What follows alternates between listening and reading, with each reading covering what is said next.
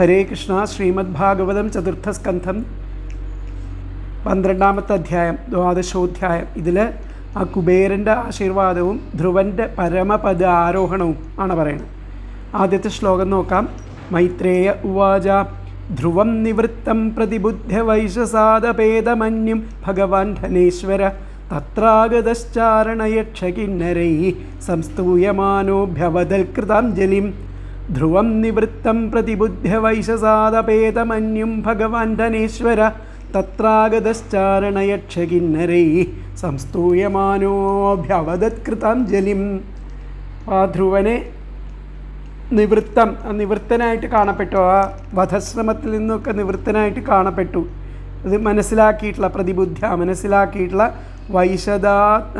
വൈശസാദപേതമന്യം മനസ്സിലാക്കിയിട്ടുള്ള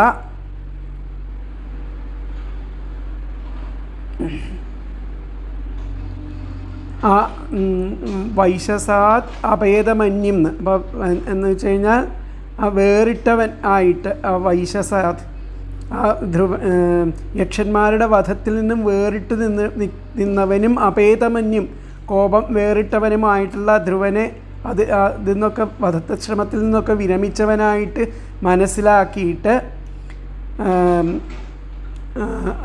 ഈ ചാരണയക്ഷ കിന്നരൈ ആ ചാരണന്മാരും യക്ഷന്മാരും കിന്നരന്മാരും അതുപോലെ ധ്രുവനും എന്നിവരാൽ എല്ലാവരും കൂടിയിട്ട് സംസ്തൂയമാനഹ സ്തുതിക്കപ്പെട്ടുകൊണ്ട് അവിടെ സ്തുതിക്കപ്പെട്ടുകൊണ്ട് ആ ഭഗവാൻ സ്വയംഭൂവമനി പറഞ്ഞ പ്രകാരം ആ ധ്രുവൻ ആ കുബേരനെ സ്തുതിച്ചു. അങ്ങനെയുള്ള ഇവരെല്ലാവരും കൂടി ആ ഭഗവാനായിരിക്കുന്ന ധനേശ്വരനെ കുബേരനെ അവിടെ സ്തുതിച്ചപ്പോൾ അവിടെ കുബേരൻ അവിടെ ആഗതനായി വന്നു ചേർന്നിട്ട് ആ കൈകൂപ്പിക്കൊണ്ട് ആ ധ്രുവനോട് അഭ്യവദത് പറഞ്ഞു എന്നുള്ളതാണ് പറയുന്നത്.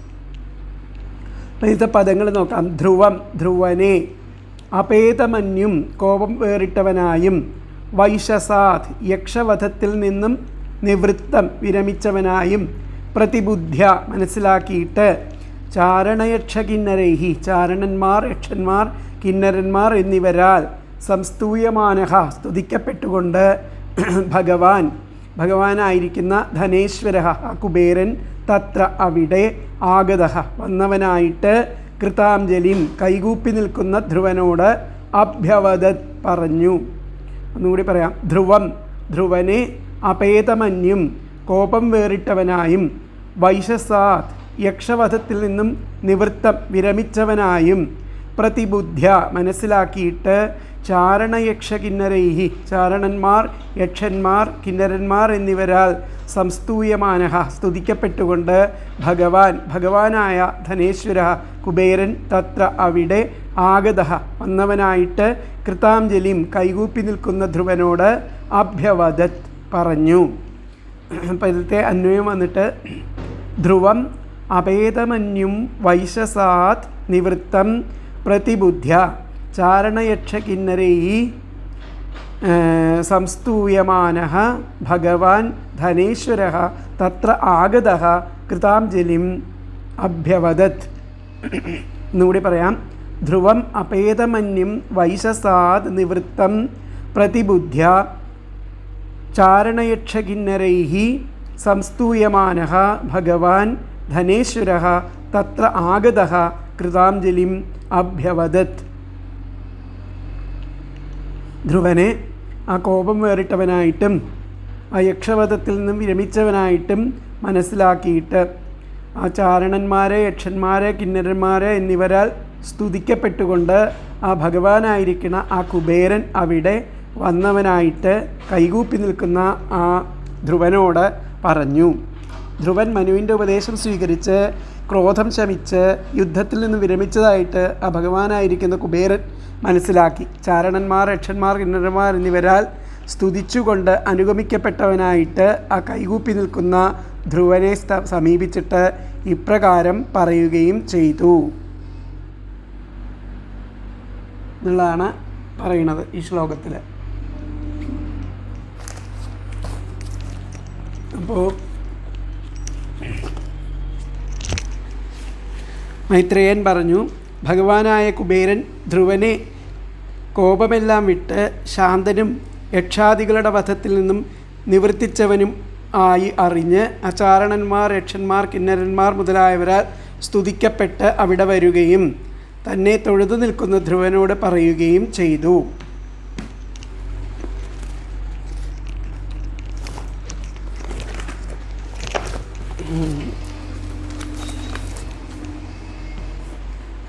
മൈത്രേയൻ പറയുകയാണ് വിതുരനോട്.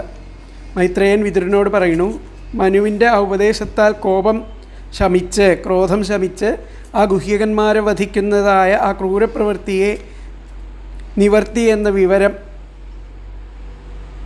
ചാരന്മാരാൽ നിന്നറിഞ്ഞ ആ ഭഗവാൻ കുബേരൻ, ആ ഭഗവത് പ്രസാദം ലഭിച്ചിരിക്കുന്നവൻ ധ്രുവൻ എന്നുള്ള ആ ബഹുമാനത്താൽ അവനിൽ ക്രോധിക്കാതെ ആ ചാരണയക്ഷകിന്നരന്മാരാൽ സ്തുതിക്കപ്പെട്ടുകൊണ്ട് ധ്രുവനുള്ള സ്ഥലത്തേക്ക് വന്ന് ആ കുബേര ദർശനത്താൽ വിനീതഭാവത്തെ അവലംബിച്ച് അഞ്ജലി ചെയ്തു നിൽക്കുന്ന അവനോട് പ്രീതിപൂർവം പറഞ്ഞു. അപ്പോൾ ഇതിലത്തെ ആ വ്യാഖ്യാനം എന്താ പറഞ്ഞത് നോക്കാം നമുക്ക്. വ്യാഖ്യാനത്തിൽ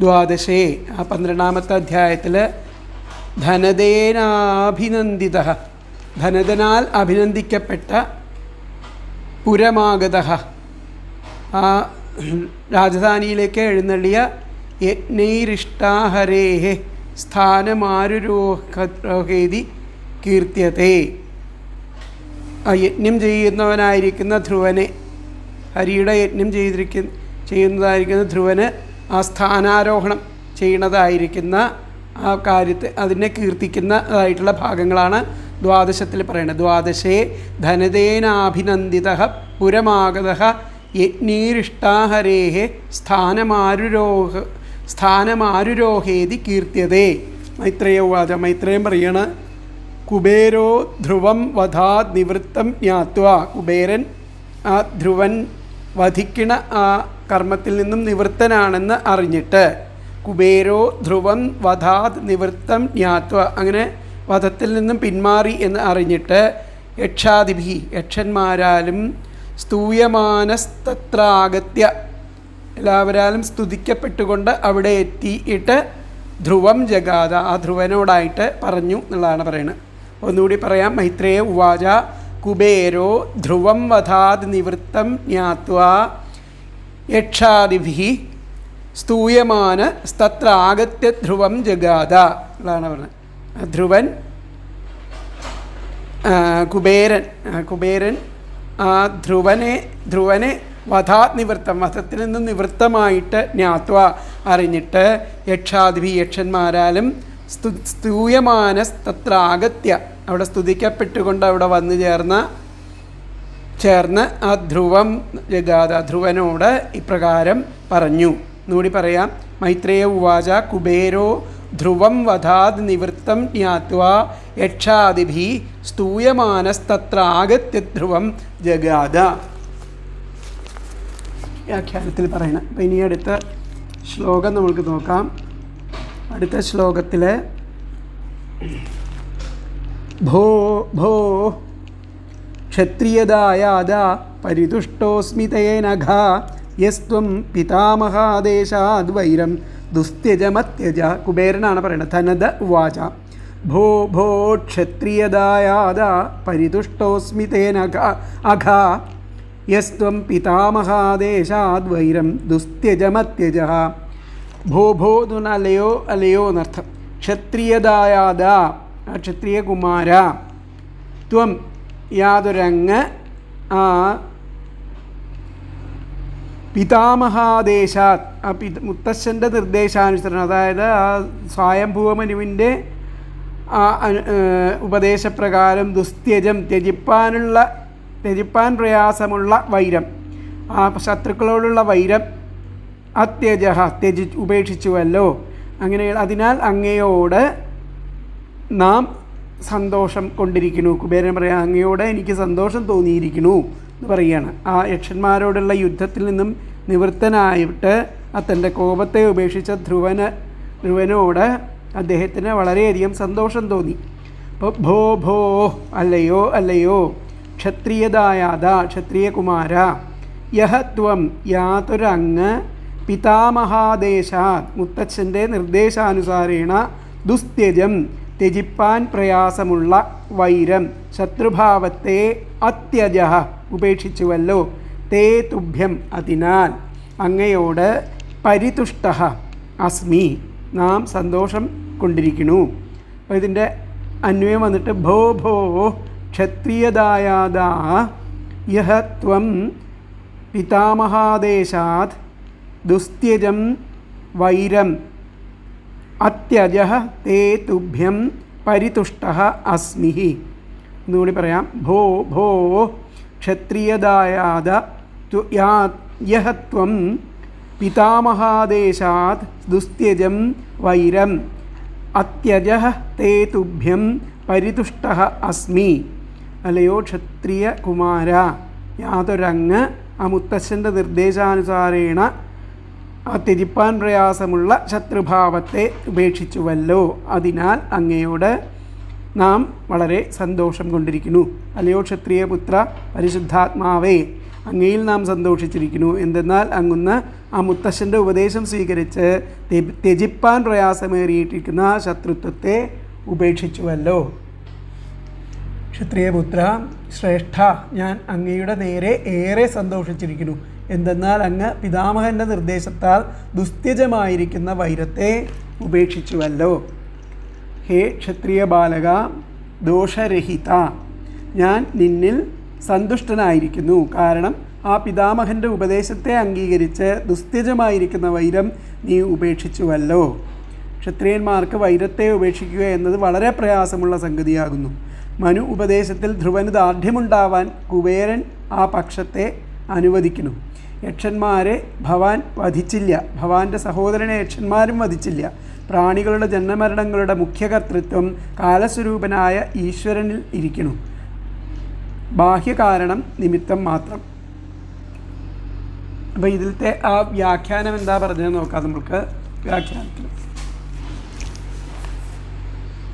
വ്യാഖ്യാനത്തിൽ കുബേര ഉവാച, ഹേ ക്ഷത്രിയപുത്ര, അല്ലയോ ക്ഷത്രിയപുത്ര, അഹം തുഷ്ടോസ്മി, ഞാൻ സന്തുഷ്ടനായിരിക്കുന്നു.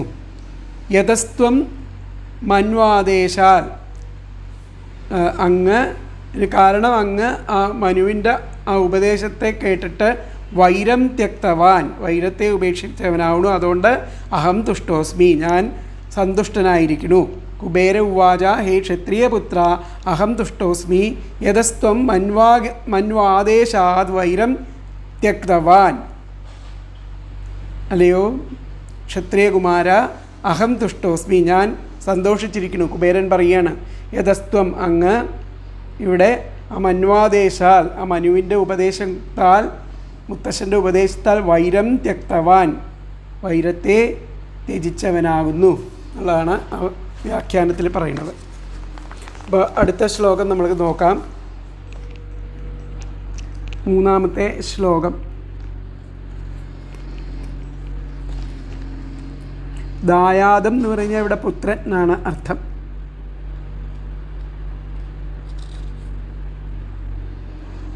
ദായം എന്ന് പറഞ്ഞു കഴിഞ്ഞാൽ പുത്രാവകാശം എന്ന് അർത്ഥമുണ്ട്. ക്ഷത്രിയദായാദ, ക്ഷത്രിയ സ്വഭാവവും ധർമ്മബോധവും പിതാമഹാദികളിൽ നിന്നുള്ള പാരമ്പര്യമായിട്ട് സമ്പാദിച്ചു ആണ് അവിടെ വരുന്നത്. അപ്പോൾ മൂന്നാമത്തെ ശ്ലോകം നോക്കാം. ന ഭവാൻ അവധീദ്യക്ഷാന്ന യക്ഷാ ഭ്രാതരം തവ കാല ഏവ ഹി ഭൂതാനാം പ്രഭുരപ്യയഭാവയോ. ന ഭവാൻ അവധീദ്യക്ഷാൻ ന യക്ഷാ ഭ്രാതരം തവ കാല ഏവ ഹി ഭൂതാനാം പ്രഭുരപ്യയഭാവയോ. ഇതിൽ പറഞ്ഞിരിക്കുന്ന ഭവാൻ, അങ്ങ് യക്ഷന്മാരെ അവധീത് നിഗ്രഹിച്ചിട്ടില്ല. യക്ഷന്മാർ തവ, അങ്ങയുടെ ഭ്രാതരം അങ്ങയുടെ ഭ്രാതാവിനെ യക്ഷന്മാരും നിഗ്രഹിച്ചിട്ടില്ല. കാലഹ ഏവ കാലമാണ് ജീവികളുടെ ഭൂതാനാം അപ്യയഭാവയോ ഭൂതങ്ങളുടെ നാശത്തിനും നിലനിൽപ്പിനും ഒക്കെ പ്രഭവം ആകുന്ന ഹി നിശ്ചയം. അത് കാലം കൊണ്ടാണ് ഇതൊക്കെ ഉണ്ടാവുന്നതും ഇല്ലാതെയാവുന്നതും. അപ്പോൾ അതിലത്തെ പദങ്ങൾ നമുക്ക് നോക്കാം. ഭവാൻ അങ്ങ്, യക്ഷന്മാരെ ന അവധിയിൽ നിഗ്രഹിച്ചിട്ടില്ല, യക്ഷാഹ യക്ഷന്മാർ, തവ അങ്ങയുടെ, ഭ്രാതരം ന ഭ്രാതാവിനെയും നിഗ്രഹിച്ചിട്ടില്ല. കാലഹ ഏവ കാലമാണ്, ഭൂതാനാം ജീവികളുടെ, അപ്യയഭാവയോഹോ നാശത്തിനും നിലനിൽപ്പിനും, പ്രഭവം ആകുന്നത് ഹി നിശ്ചയം. ഇതുകൂടി പറയാം. ഭവാൻ അങ്ങ്, യക്ഷന്മാരെ ന അവധീർ നിഗ്രഹിച്ചിട്ടില്ല, യക്ഷാഹ യക്ഷന്മാർ, തവ അങ്ങയുടെ, ഭ്രാതരം ന ഭ്രാതാവിനെയും നിഗ്രഹിച്ചില്ല. കാലം ഏവ കാലമാണ്, ഭൂതാനാം ജീവികളുടെ, അപ്യയഭാവയോ നാശത്തിനും നിലനിൽപ്പിനും, പ്രഭവനാകുന്നത് ഹി നിശ്ചയം. അപ്പോൾ അങ്ങ് യക്ഷന്മാരെ നിഗ്രഹിച്ചിട്ടില്ല, യക്ഷന്മാർ അങ്ങയുടെ ഭ്രാതാവിനെയും നിഗ്രഹിച്ചില്ല. കാലമാണ് ജീവികളുടെ ആ നാശത്തിനും നിലനിൽപ്പിനും പ്രഭവം ആകുന്നതെന്ന് നിശ്ചയം. ഭവാൻ യക്ഷന്മാരെയോ യക്ഷന്മാർ അങ്ങയുടെ ഭ്രാതാവായ ഉത്തമനെയോ വധിച്ചിട്ടില്ല. ജീവജാലങ്ങളുടെ ജനനമരണാദികൾക്ക് കാലം തന്നെയാണ് ഉത്തരവാദി. അപ്പോൾ അങ്ങ് യക്ഷന്മാരെ കൊന്നില്ല, യക്ഷന്മാർ അങ്ങയുടെ സഹോദരനെയും കൊന്നില്ല. എന്തെന്നാൽ ജീവികളുടെ ജന്മത്തിലും നാശത്തിലും കാലസ്വരൂപനായ പ്രഭു തന്നെയാണ് കാരണം. അത് തന്നെയാണ് അവിടെ പറഞ്ഞിരിക്കുന്നത്. യക്ഷന്മാർ ഭഗവാനെ വധിച്ചില്ല, ഭഗവാന്റെ സഹോദരന്മാരെ യക്ഷന്മാരും വധിച്ചില്ല. പ്രാണികളുടെ ജനനമരണങ്ങളുടെ മുഖ്യകർത്തൃത്വം കാലസ്വരൂപനായിരിക്കുന്ന ഈശ്വരനിൽ ഇരിക്കുന്നു. ബാഹ്യകാരണം നിമിത്തം മാത്രം. അപ്പോൾ ഇതിലത്തെ ആ വ്യാഖ്യാനം എന്താ പറഞ്ഞതെന്ന് നോക്കാം. ഭവാൻ യക്ഷാൻ നാവധിയിൽ ഭവാനും യക്ഷന്മാരും ആരെയും കൊന്നില്ല. നാവധീർ ന യക്ഷാസ്ത്വം ഭ്രാതരം അങ്ങയുടെ ഭ്രാതാവിനെയോ യക്ഷന്മാരെയോ കൊന്നില്ല. ഭവാൻ യക്ഷാൻ നാവധീത് ന യക്ഷസ്ത്വം ന യക്ഷാസ്തവ ഭ്രാതരം കിന്തു എന്നാൽ കാലയേവ സർവേഷം കാലമാണ് ഇതിനെല്ലാറ്റിനും മൃത്യുർജന്മനോഹോ എല്ലാറ്റിൻ്റെയും മൃത്യുവിനും ജന്മത്തിനും പ്രഭവസ്ഥാനം. ഒന്നുകൂടി പറയാം. ഭവാൻ യക്ഷാൻ നാവധീൽ ന യക്ഷാസ്തവ ഭ്രാതരം കിന്തു കാലയേവ സർവേഷാം മൃത്യുജന്മനോഹോ പ്രഭു. ഭവാൻ അവിടുന്ന് യക്ഷന്മാരെ നാവധിയിൽ കൊന്നിട്ടില്ല. നാവധീത് ന യക്ഷാസ്ത്വം ഭ്രാതരം യക്ഷന്മാർ അങ്ങയുടെ ഭ്രാതാവിനെയും കൊന്നിട്ടില്ല. അതാണ് പറയുന്നത്. ഭവാൻ യക്ഷാൻ നാവധിയിൽ ന ഭവാൻ യക്ഷന്മാരെയും അതുപോലെ യക്ഷാസ്തവ ഭ്രാതരം യക്ഷന്മാർ അങ്ങയുടെ ഭ്രാതാവിനെയും ന അവധീർ കൊന്നിട്ടില്ല. കിന്തു എന്നാൽ കാല ഏവ കാലം മാത്രമാണ് സർവേഷാം എല്ലാറ്റിൻ്റെയും മൃത്യുജന്മനോഹോ മൃത്യുവിനും ജന്മത്തിനും പ്രഭു. ഒന്നും കൂടി പറയാം. ഭവാൻ യക്ഷാൻ നാവധീൽ ന യക്ഷാസ്തവ ഭ്രാതരം കിന്തു കാല ഏവ സർവേഷാം മൃത്യുജന്മനോഹോ പ്രഭു. അടുത്ത ശ്ലോകം. അഹം ത്വമിത്യപാർത്ഥാ ധീരജ്ഞാനാത് പുരുഷസ്യ ഹി സ്വാപ്നീവാഭാത്യ തദ്ധ്യാനാദ്യയാ ബന്ധവിപര്യയൗ.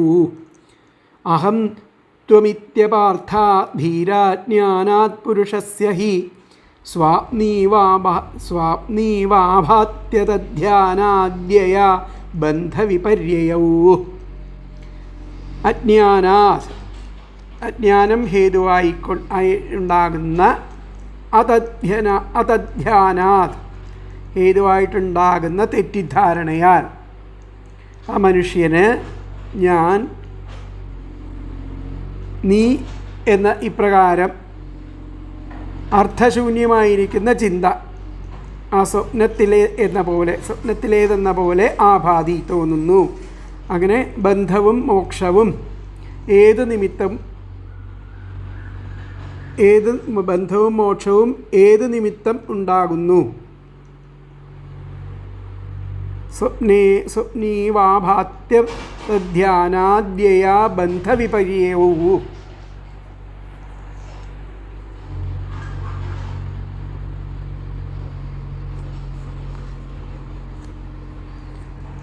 ഒന്നുകൂടി പറയാം.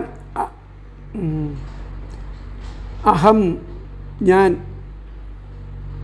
ത്വം ഞാൻ, നീ എന്നുള്ള ഇത്യപാർത്ഥാഃ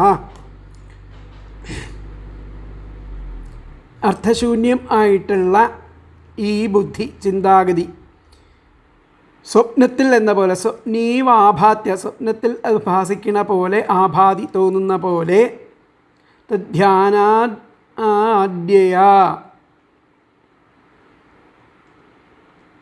അതധ്യാനാത് ആ തെറ്റിദ്ധാരണയാലാണ് ആ മനുഷ്യന് ഈ അവസ്ഥ വന്നു ചേരുന്നത്. അജ്ഞാനാത് അജ്ഞാനം കൊണ്ടും, അതധ്യാനാത് അദ്യയ അതധ്യാനാദ്യയാ, അതുപോലെ വാർത്ഥാ ധീരജ്ഞാനാത് ധീരജ്ഞാനാത് ബുദ്ധി, ആ ബുദ്ധി കൊണ്ട് ധീരജ്ഞാനാത് ധീ എന്ന് പറഞ്ഞു കഴിഞ്ഞാൽ ബുദ്ധി, ധീരജ്ഞാനാത് അജ്ഞാനം കൊണ്ടുമാണ് ആ ഞാനെന്നും നീ എന്നുമുള്ളൊക്കെ ബുദ്ധി ഇവിടെ വരുന്നത്. അർത്ഥശൂന്യമായിരിക്കണ ബുദ്ധി ഇവിടെ പ്രകാശിക്കുമ്പോൾ, സ്വപ്നത്തിൽ എന്ന പോലെ പ്രകാശിക്കുമ്പോൾ, ബന്ധവും മോക്ഷവും ഒക്കെ ഏത് നിമിത്തം ഉണ്ടാകുന്നു എന്നുള്ളതാണ് ഇവിടുത്തെ ചോദ്യം. ബന്ധവും മോക്ഷവും ഒക്കെ ആ കാലം കൊണ്ട് ഉണ്ടാകുന്നതാണ്. അഹം ത്വമിത്യപാർത്ഥാ ധീരജ്ഞാനാത് പുരുഷസ്യ ഹി സ്വാപ്നീവാഭാത്യതധ്യാനാദ്യയാ ബന്ധവിപര്യേയൗ. അതിലത്തെ പദങ്ങൾ നോക്കാം. അജ്ഞാനാത് അജ്ഞാനം ഹേതുവായിട്ടുണ്ടാകുന്ന, അതധ്യാനാത് തെറ്റിദ്ധാരണയാൽ, പുരുഷസ്യ മനുഷ്യന്, അഹം ത്വം ഞാൻ നീ ഇതി എന്നിപ്രകാരം, അപാർത്ഥ അർത്ഥശൂന്യമായിരിക്കണ, ധീഹി ചിന്ത, സ്വാപ്നി ഇവ സ്വപ്നത്തിൽ എന്ന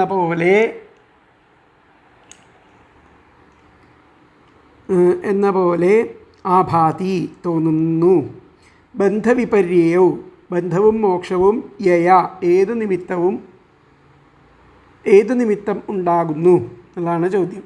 ഒന്നുകൂടി പറയാം. അജ്ഞാനാത് അജ്ഞാനം ഹേതുവായുണ്ടാകുന്ന, അതധ്യാനാത് തെറ്റിദ്ധാരണയാൽ, പുരുഷസ്യ മനുഷ്യന്, അഹം ത്വം ഞാൻ നീ ഇതി എന്നിപ്രകാരം, അപാർത്ഥ അർത്ഥശൂന്യമായ ചിന്ത, ധീ ചിന്ത, സ്വാപ്നി ഇവ സ്വപ്നത്തിൽ എന്ന പോലെ, ആഭാതി തോന്നുന്നു.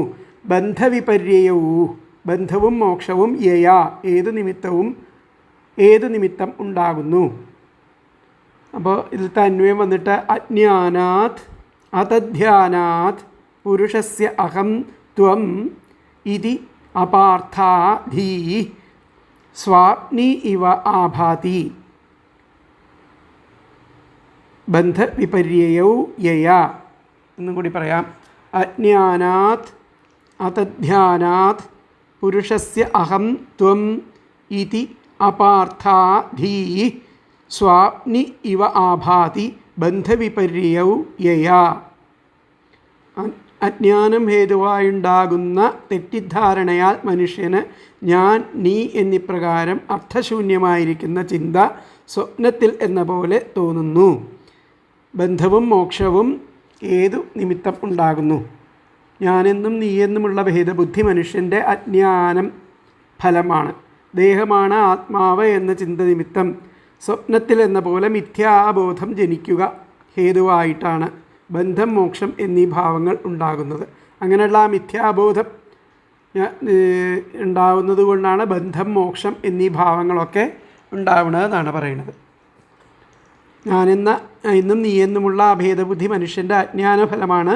അദ്ദേഹമാണ് ആത്മാവ് എന്ന ചിന്ത നിമിത്തം സ്വപ്നത്തിൽ എന്ന പോലെ ബോധം ജനിക്കുക ഹേതുവായിട്ടാണ് ബന്ധവും മോക്ഷവും എന്നീ ഭാവങ്ങൾ ഉണ്ടാവുന്നത്. കുബേരനെ ഭഗവാനെന്ന് വിശേഷിപ്പിച്ചുവല്ലോ. വിദ്യ അവിദ്യ എന്നിവയുടെ ജ്ഞാനമുണ്ടെന്ന് ഇവിടെ കാണിക്കുകയാണ്. കുബേരന് വിദ്യ അവിദ്യ ഇവയുടെ ജ്ഞാനമുണ്ടെന്ന്. അനാദിമായയാ സുപ്തോ യഥാ ജീവ പ്രബുദ്ധ്യതേ അജേമനിദ്ര സ്വപ്ന അനാദിമായയാ സുപ്തോ യഥാ ജീവ പ്രബുദ്ധ്യതേ അജമനിദ്രമസ്വപ്നം അദ്വൈതം ബുദ്ധ്യത്തെ തഥാ. മാണ്ഡുക്യകാരികയിൽ പറയുന്നുണ്ട്. ബന്ധമോക്ഷങ്ങൾക്ക് കാരണം മനസ്സാണ്. മനയേവ മനുഷ്യാനാം കാരണം ബന്ധമോക്ഷയോ ബന്ധായ വിഷയാസക്തം മുക്തി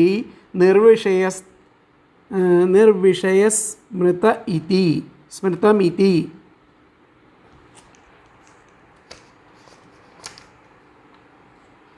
അപ്പോൾ ഇവിടെ പറഞ്ഞിരിക്കുന്നത് എന്താണെന്ന് വെച്ച് കഴിഞ്ഞിട്ടുണ്ടെങ്കിൽ എന്താണ്, പുരുഷന്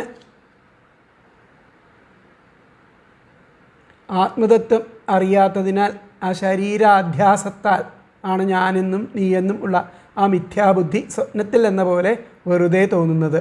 ബന്ധവും ദുഃഖാദികളും ആ മിഥ്യാബുദ്ധിയിലാണ് ഉണ്ടാവുന്നത് എന്നാണ് പറയുന്നത്. ഇവിടെ ആത്മാവിനെ അറിയാത്തത്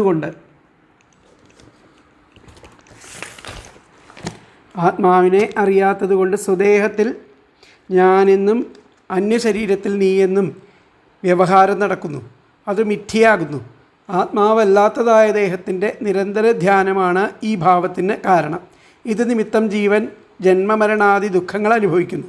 ഈ ഭാവത്തിൽ നിന്നും ഉണർന്ന് ആത്മാവിനെ അറിയുമ്പോൾ മുക്തനായി എന്നും വിചാരിക്കുന്നു. നിദ്രാദോഷത്താൽ സ്വപ്നദർശനം നിമിത്തം അനുഭവിക്കുന്ന സുഖദുഃഖങ്ങൾക്ക് കാരണം ആയിരിക്കുന്ന പദാർത്ഥ ദർശനം നിദ്രയിൽ നിന്ന് ഉണർന്നപ്പോൾ മിഥ്യയാണെന്ന് അറിയുന്നത് പോലെ ജ്ഞാനമുണ്ടാകുമ്പോൾ ബന്ധമോക്ഷങ്ങൾക്ക് കാരണമായി ഭവിച്ച ആ ശരീരാഭിമാനം മിഥ്യാരൂപമായിരുന്നുവെന്ന് അറിയുന്നു. ഇതാണ് ആ ശ്ലോകത്തിൻ്റെ ഒരു വിശദമായിട്ടുള്ള അർത്ഥം. അപ്പോൾ നമ്മൾക്ക് അതിലത്തെ വ്യാഖ്യാനം എന്താ പറഞ്ഞതെന്ന് നോക്കാം.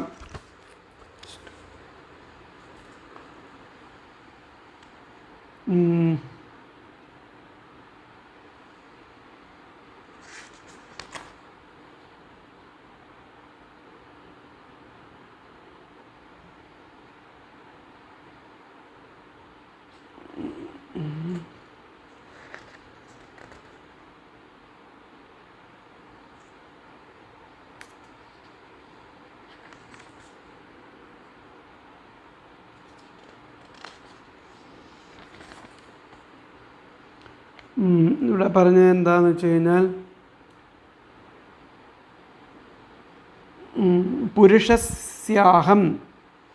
പുരുഷന് അഹം ത്വമിതി, ഞാൻ നീ എന്ന ഭാവം, ധീർ മൃഷ ആ ബുദ്ധി, യയാ ബന്ധവിപക്ഷയോ അതുള്ളത് കൊണ്ടാണ്, ഞാനെന്നും നീ എന്നുമുള്ള ബുദ്ധിയുള്ളത് കൊണ്ടാണ് ബന്ധവും മോക്ഷവും വിപര്യയവും ഭവതഃ ആ വിപരീത ഭാവങ്ങളാകുന്ന ബന്ധവും മോക്ഷവും ഇവിടെ സംഭവിക്കണം. അത്രേ ഇതിൻ്റെ ചെറുതായിട്ടുള്ള അതിൻ്റെ അർത്ഥം വരുന്നുള്ളൂ. ആ ശ്ലോകത്തിൻ്റെ വിശദീകരിച്ച അർത്ഥം സംഗ്രഹിക്കുമ്പോൾ വരുന്നതാണ് ഇത്. പുരുഷസ്യാഹം ത്വമിതി ധീർമൃഷ യയാ ബന്ധവിപര്യയൗ ഭവതഃ. പുരുഷന് ഞാനെന്നും നീ എന്നുമുള്ള ആ ബുദ്ധി വരുന്നത് ഈ ബന്ധവിപര്യവും, ഈ ബന്ധം മോക്ഷം വരുമ്പോഴാണ്, ഈ ഞാനെന്നും നീ എന്നുമുള്ള ബുദ്ധി വരുമ്പോഴാണ് ഈ ബന്ധവും മോക്ഷങ്ങളും ഒക്കെ അവന് അനുഭവപ്പെടുന്നത് എന്നാണ് പറയുന്നത്. അപ്പോൾ ഒന്നും കൂടി അത് വായിക്കാം. പുരുഷസ്യാഹം ത്വമിതി ധീർമൃഷ യയാ ബന്ധവിപര്യയൗ ഭവതഃ. അടുത്ത ശ്ലോകം.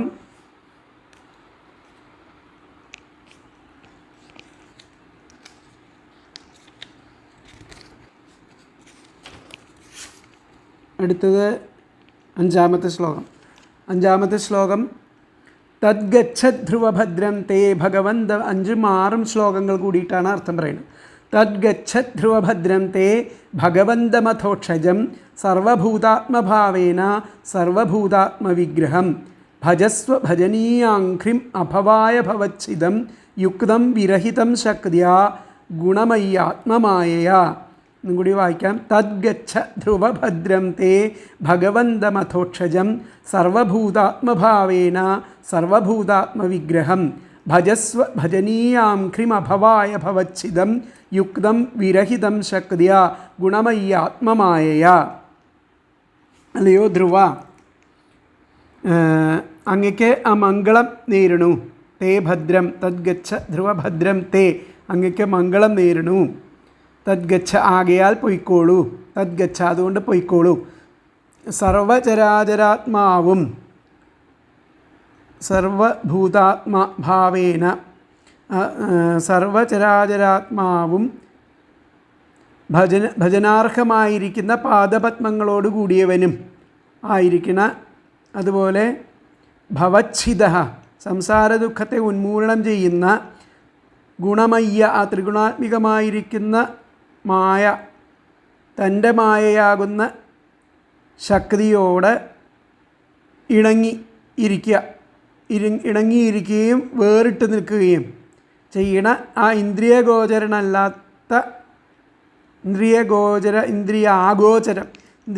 ഇന്ദ്രിയങ്ങൾക്ക് അഗോചരമായിരിക്കുന്ന ഭഗവന്തം ആ ശ്രീ ഭഗവാനെ ആ മോചനത്തിനായിട്ട് സർവചരാചരാത്മഭാവത്തോട് കൂടിയിട്ട് ഭജിക്കൂ. നീ ഭജിക്കുകയാണ് വേണ്ടത്. നീ മോക്ഷത്തിനായിട്ട് ആ ഭഗവാനെ ഭജിക്കുകയാണ് വേണ്ടത്. അപ്പോൾ അങ്ങക്ക് മംഗളം വരട്ടെ. തദ്ഗച്ഛ അതുകൊണ്ട് അങ്ങ് പൊയ്ക്കൊള്ളൂ. ധ്രുവ സർവഭൂതാത്മഭാവേന സർവഭൂതങ്ങളും സർവചരാചരങ്ങളും ആത്മാവ് ചരാചരങ്ങളുടെയും ആത്മാവ് ആയിരിക്കുന്ന ഭാവത്തോടുകൂടി സർവഭൂതാത്മവിഗ്രഹം ആ സർവഭൂതങ്ങളുടെയും ആത്മവിഗ്രഹം ആയിരിക്കണം. സർവചരാചരാത്മാവും ഭജസ്വ എല്ലാറ്റിലും അടങ്ങിയിരിക്കുന്ന ഭഗവാന്റേതായിരിക്കുന്ന തത്വമാണെന്ന് അറിഞ്ഞുകൊണ്ട് അദ്ദേഹത്തെ ഭജിക്കാൻ ഭജനാർഹമായിരിക്കുന്ന ഭജനീയാംഘ്രിം അഭവായ ഭജനാർഹമായിരിക്കുന്ന പാദപത്മത്തോടു കൂടിയവനും ഭവച്ഛിദം ആ സംസാര ദുഃഖത്തെ ഉന്മൂലനം ചെയ്യണതും ഗുണമയ്യ ആ ത്രിഗുണാത്മികമായിരിക്കുന്ന ആ ആത്മമായയ തൻ്റെ മായയാകുന്ന ആ ശക്തിയോട് യുക്തം ചേർന്നവനും വിരഹിതം വേറിട്ടവനും ഇന്ദ്രിയങ്ങൾക്ക് അഗോചരനും ആയിരിക്കണ. അഭവായ ഭവച്ഛിദം യുക്തം വിരഹിതം ശക്തിയ ഗുണമയ്യ ആത്മമായ അഭവായ അങ്ങനെയുള്ള ആ ഭഗവാനെ ഭഗവന്തം മോചനത്തിനായിട്ട് മോക്ഷത്തിനായിട്ട് സർവചരാചരാത്മാഭാവത്തോടു കൂടിയിട്ട് ഭജിക്കൂ എന്നുള്ളതാണ് ഇവിടെ പറയുന്നത്. അപ്പോൾ ഇതിലത്തെ പദങ്ങൾ നോക്കാം. ഹേ ധ്രുവ, അല്ലയോ ധ്രുവ, തേ ഭദ്രം അങ്ങയ്ക്ക് മംഗളം നേരുന്നു. 2 ശ്ലോകങ്ങളും കൂടിയിട്ടാണ്. തദ്ഗച്ഛ ആകയാൽ പൊയ്ക്കോളൂ. സർവഭൂതാത്മവിഗ്രഹം സർവചരാചരാത്മാവും ഭജനീയാം ഘ്രീം ഭജനാർഹമായിരിക്കുന്ന പാദപത്മത്തോടു കൂടിയവനും ഭവച്ഛിദം സംസാര ദുഃഖത്തെ ഉന്മൂലനം ചെയ്യുന്നതും ഗുണമയ്യ ത്രിഗുണാത്മികം ആയിരിക്കുന്ന ആത്മമായ തൻ്റെ മായയാകുന്ന ശക്തിയോട് യുക്തം ഇണങ്ങിയവനെങ്കിലും വിരഹിതം വേറിട്ടവനും അധോക്ഷജം ഇന്ദ്രിയ ആഗോചരനും ആയിരിക്കുന്ന ഭഗവന്തം ആ ശ്രീ ഭഗവാനെ അഭവായ മോചനത്തിനായിട്ട് മോക്ഷത്തിനായിട്ട് സർവഭൂതാത്മഭാവേന ചരാചരാത്മഭാവത്തോടെ ഭജസ്വ ഭജിക്കൂ. എന്നും കൂടി പറയാം. ഹേ ധ്രുവ, അല്ലയോ ധ്രുവ, തേ ഭദ്രം അങ്ങയ്ക്ക് മംഗളം നേരുന്നു. തദ്ഗച്ഛ ആകയാൽ പൊയ്ക്കോളൂ. സർവഭൂതാത്മവിഗ്രഹം സർവചരാചരാത്മാവും ഭജനീയാം ഘ്രീം ഭജനാർഹമായ പാദപത്മത്തോടു കൂടിയവനും ഭവച്ഛിദം സംസാര ദുഃഖത്തെ ഉന്മൂലനം ചെയ്യുന്നതും ഗുണമയ്യ ത്രിഗുണാത്മികയായിരിക്കുന്ന ആത്മമായയ തൻ്റെ മായയാകുന്ന ശക്തിയോട് യുക്തം ഇണങ്ങിയവനെങ്കിലും വിരഹിതം വേറിട്ടവനും അധോക്ഷജം ഇന്ദ്രിയ ഗോചരനും ആയ ഭഗവന്തം ശ്രീ ഭഗവാനെ അഭവായ മോചനത്തിന് സർവഭൂതാത്മഭാവേന സർവചരാചരാത്മഭാവത്തോടെ ഭജസ്വ ഭജിക്കൂ. അപ്പോൾ ഹേ ധ്രുവ, അല്ലയോ ധ്രുവ, തേ ഭദ്രം അങ്ങയ്ക്ക് മംഗളം നേരണു.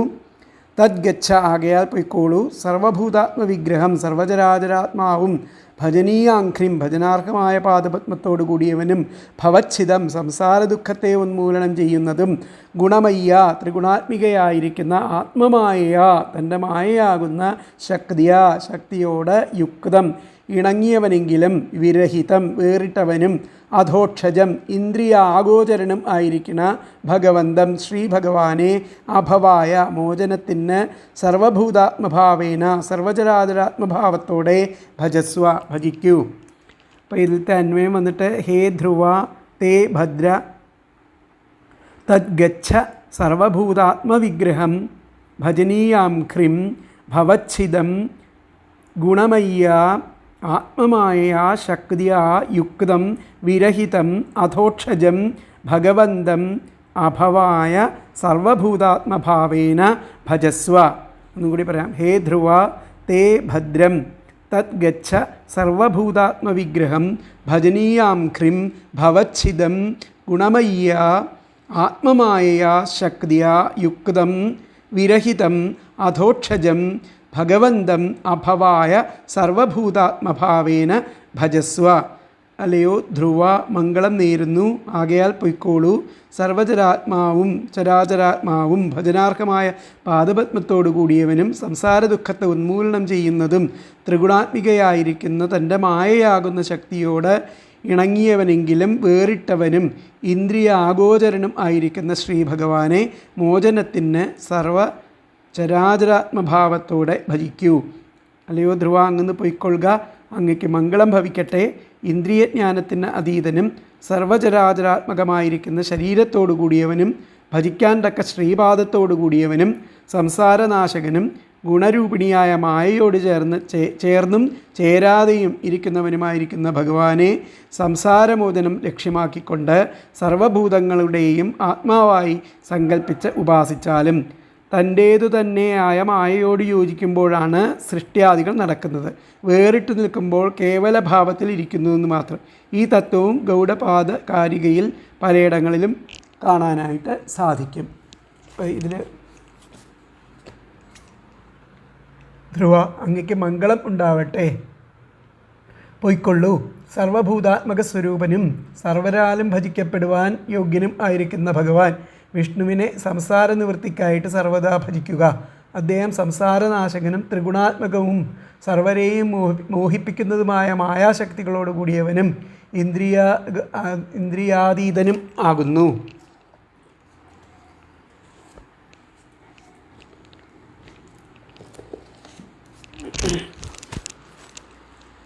അപ്പോൾ ദേഹാദികളിൽ ഉറച്ചിരിക്കുന്ന ബുദ്ധി അതിൽ നിന്ന് നിവർത്തിച്ച്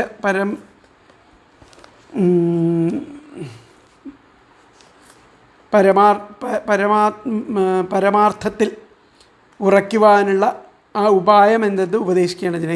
ഹേ ധ്രുവ, രാജാവായിരിക്കുന്ന നീ രാജ്യത്തെ ഭരിക്കുന്നതായിട്ടുള്ള അധികാരത്തിൽ ഇരിക്കുന്നവനായതുകൊണ്ട് ഗൃഹത്തിൽ പ്രവേശിച്ച്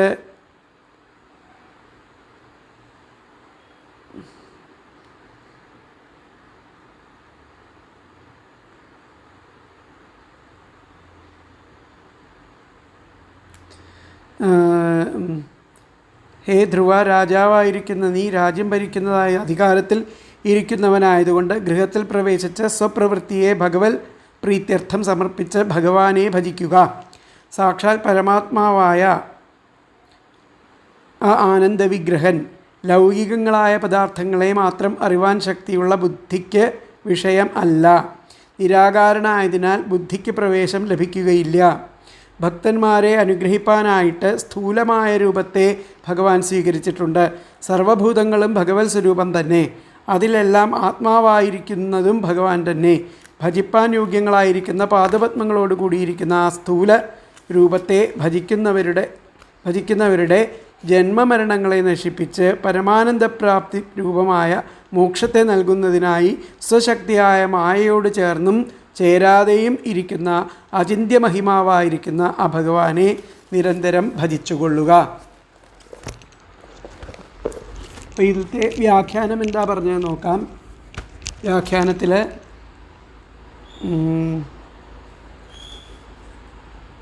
ഹേ ധ്രുവ, അല്ലയോ ധ്രുവ, അധസ്ത്വം ഗച്ഛ, അതുകൊണ്ട് നീ ഇപ്പോൾ പൊയ്ക്കോളൂ.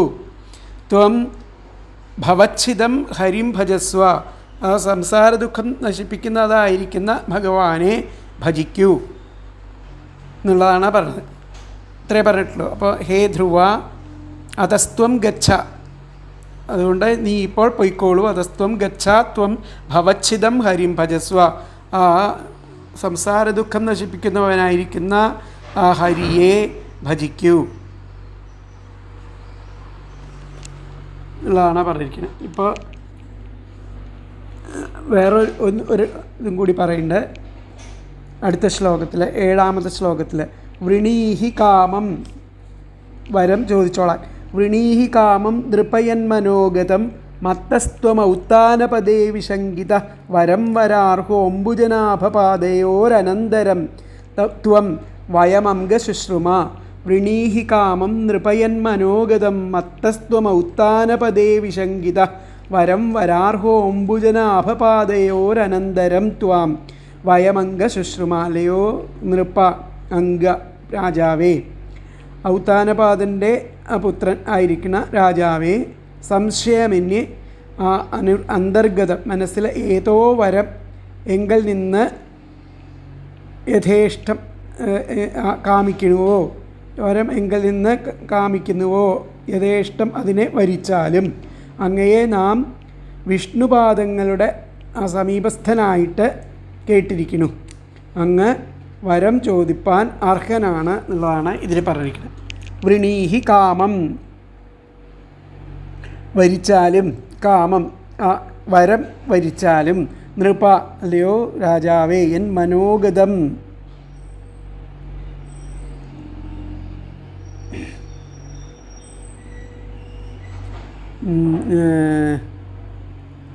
അങ്ങ് സംശയം ഇല്ലാതെ കണ്ട് ആ അന്തർഗതം ഉള്ളിലിരിക്കുന്നതായിരിക്കുന്ന വരത്തെ വരിച്ചാലും, മത്തസ്ത്വമൗത്താനപദേ വിശങ്കിത, ആ എന്താണ് ഉത്താനപാദപുത്രനായിരിക്കുന്ന ആ ധ്രുവ വിശങ്കിത, യാതൊരു സംശയവുമില്ലാതെ നീ ആ മനസ്സിലിരിക്കണ എന്താണോ വരം വേണ്ടതെന്ന് വെച്ച് കഴിഞ്ഞാൽ അതിനെ എങ്കിൽ നിന്ന് മത്തഹ എങ്കിൽ നിന്ന് അതിനെ യഥേഷ്ടം വരിച്ചാലും, കാമം വൃണീഹി വരം വരാർഹോംബുജനാഭപാദയോ, അങ്ങ് ആ വരം വാങ്ങിക്കാൻ അർഹനാണ്.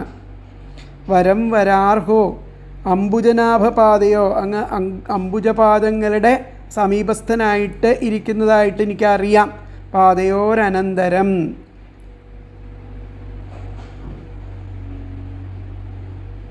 അങ്ങനെയുള്ള അങ്ങ് ഈ വരം ചോദിപ്പാൻ അർഹനാണ് എന്നുള്ളതാണ് ഇവിടെ പറഞ്ഞിരിക്കുക. അപ്പോൾ അതിലത്തെ പദങ്ങൾ നോക്കാം. ഹേ അംഗ നൃപ, അല്ലയോ പ്രിയപ്പെട്ട രാജാവേ, ഔത്താനപാദേ ഉത്താനപാദപുത്ര, അവിശങ്കിത സംശയമന്യേ ത്വം അങ്ങ് മനോഗതം അന്തർഗതം യത് ഏതോ വരം ആ വരം മത്തഹ എങ്കിൽ നിന്ന് കാമം യഥേഷ്ടം വൃണീഹി വരിച്ചാലും, ത്വാം അങ്ങയെ വയം നാം അംബുജനാഭപാദയോ വിഷ്ണുപാദങ്ങളുടെ അനന്തരം സമീപസ്ഥനായിട്ട് ശുശ്രൂമ കേട്ടിരിക്കുന്നു. ത്വം അങ്ങ് വരാർഹ വരം ചോദിപ്പാൻ അർഹനാണ്. ഒന്നുകൂടി പറയാം. ഹേ അംഗ നൃപ, അല്ലയോ പ്രിയപ്പെട്ട രാജാവേ, ഔത്താനപദേ ഉത്താനപാദപുത്ര ധ്രുവ, അവിശങ്കിത സംശയമന്യേ ത്വം അങ്ങ് മനോഗതം അന്തർഗതം യത് ഏതോ വരം ആ വരം മത്തഹ എങ്കിൽ നിന്ന് കാമം യഥേഷ്ടം വൃണീഹി വരിച്ചാലും, ത്വാം അങ്ങയെ വയം നാം അംബുജനാഭപാദയോ വിഷ്ണുപാദങ്ങളുടെ അനന്തരം സമീപസ്ഥനായിട്ട് ശുശ്രൂമ കേട്ടിരിക്കുന്നു. ത്വം അങ്ങ് വരാർഹ വരം ചോദിപ്പാൻ അർഹനാണ്. ഒന്നുകൂടി പറയാം. ഹേ അംഗ നൃപ, അല്ലയോ പ്രിയപ്പെട്ട രാജാവേ, ഔത്താനപദേ ഉത്താനപാദപുത്ര, അവിശങ്കിത സംശയമന്യേ ത്വം അങ്ങ് മനോഗതം അന്തർഗതം യത് ഏതോ വരം ആ വരം മത്തഹ എങ്കിൽ നിന്ന് കാമം യഥേഷ്ടം വൃണീഹി വരിച്ചാലും, ത്വാം അങ്ങയെ വയം നാം അംബുജനാഭപാദയോ വിഷ്ണുപാദങ്ങളുടെ അനന്തരം സമീപസ്ഥനായിട്ട് ശുശ്രൂമ കേട്ടിരിക്കുന്നു. ത്വം അങ്ങ് വരാർഹ വരം ചോദിപ്പാൻ അർഹനാണ്. ഇതിൽ തന്വയം വന്നിട്ട് ഹേ അംഗ നൃപ ഔത്താനപദേ അവിശങ്കിത ത്വം മനോഗതം യത് വരം മത്തഃ കാമം വൃണീഹി ത്വാം വയം അംബുജനാഭപാദയോः അനന്തരം ശുശ്രുമ ത്വം വരാർഹഃ എന്നുകൂടി പറയാം. ഹേ അംഗ നൃപ ഔത്താനപദേ അവിശങ്കിതഃ ത്വം മനോഗതം യത് വരം മത്തഃ കാമം വൃണീഹി ത്വാം വയം അംബുജനാഭപാദയോः അനന്തരം ശുശ്രുമ ത്വം വരാർഹഃ. അല്ലയോ പ്രിയപ്പെട്ട രാജാവേ, ഉത്താനപാദപുത്ര, സംശയമെന്നേ അങ്ങ് അന്തർഗതം ഏതോ ആ വരം എങ്കിൽ നിന്ന് യഥേഷ്ടം വരിച്ചാലും അങ്ങയെ നാം ആ വിഷ്ണുപാദങ്ങളുടെ സമീപസ്ഥനായിട്ട് കേട്ടിരിക്കുന്നു. അങ്ങ് വരം ചോദിപ്പാൻ അർഹനാണ്. അല്ലയോ പ്രിയപ്പെട്ടവനെ, ഉത്താനപാദൻ്റെ പുത്രനായ രാജാവേ, അങ്ങൊന്ന് ശങ്ക കൂടാതെ എന്നിൽ നിന്നും ആഗ്രഹിക്കുന്ന വരത്തെ സ്വീകരിച്ചാലും ഭവാൻ വിഷ്ണു ഭഗവാന്റെ ആ ശ്രീപാദ ഭക്തനാണെന്ന് നാം അറിയുന്നു. അതിനാൽ വരങ്ങൾ ചോദിക്കുവാൻ അർഹനും ആണ്. രാജാവായ ധ്രുവ, അങ്ങ് ഭയമെന്നേ എന്താണ് ആഗ്രഹമുള്ളത്? ആ വരം യഥേഷ്ടം സങ്കോചമെന്നേ വരിക്കുക. അങ്ങ് വരത്തിന് അർഹനാണ്. ഞങ്ങൾ അങ്ങയെ ഭഗവാന്റെ പാദപത്മ സമീപപ്രവൃത്തി എന്ന് കേൾക്കുന്നു.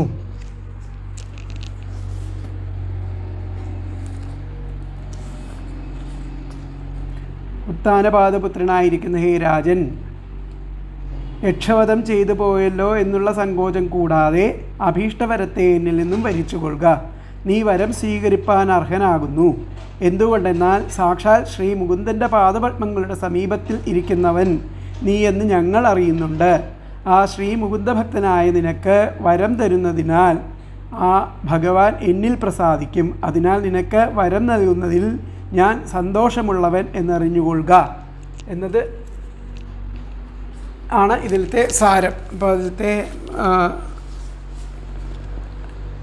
വ്യാഖ്യാനം വന്നിട്ട്, ഹേ ധ്രുവ മത്തോ, ധ്രുവ എന്നിൽ നിന്നും വരം വരം വാങ്ങിക്കൂ.